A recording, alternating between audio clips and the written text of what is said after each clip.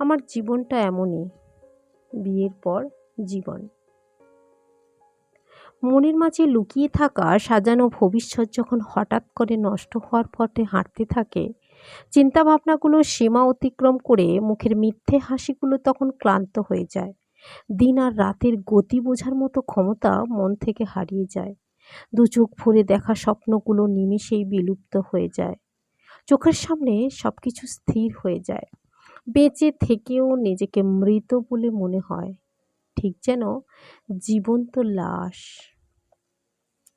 কারো কোনো কিছুতে, কারো জীবনই কারো পরিকল্পনা মতো চলে না। তখন নিজের সমস্যাগুলো নিজের মতো করে সমাধান করা যায় না। তখন তেল তেল করে গড়ে তোলা স্বপ্নগুলো আর বাঁচে না। ঠিক সেই মুহূর্তে নিজের মনটাও আবেগের সমুদ্রে তার অস্তিত্ব হারিয়ে ফেলে।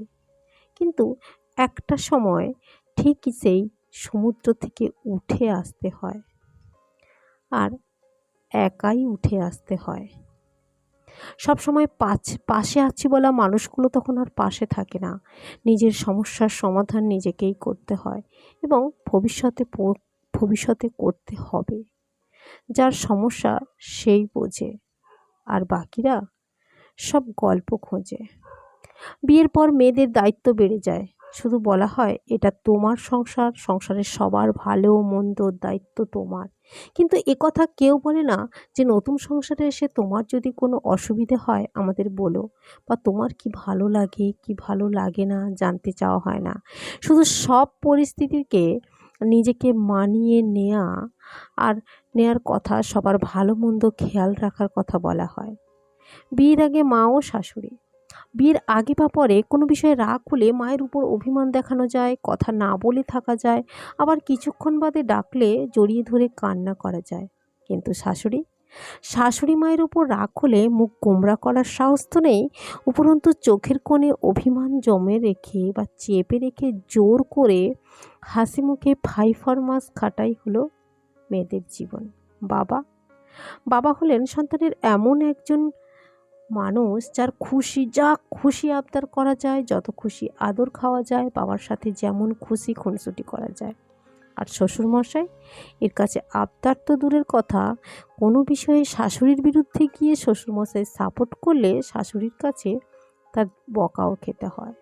বোন ও ননদ, বোন হলো এমন একজন যার সঙ্গে যতই খুনসুটি হোক না কেন, সর্বপ্রথম মনের কথাটা আগে বোনকেই বলতে হয়।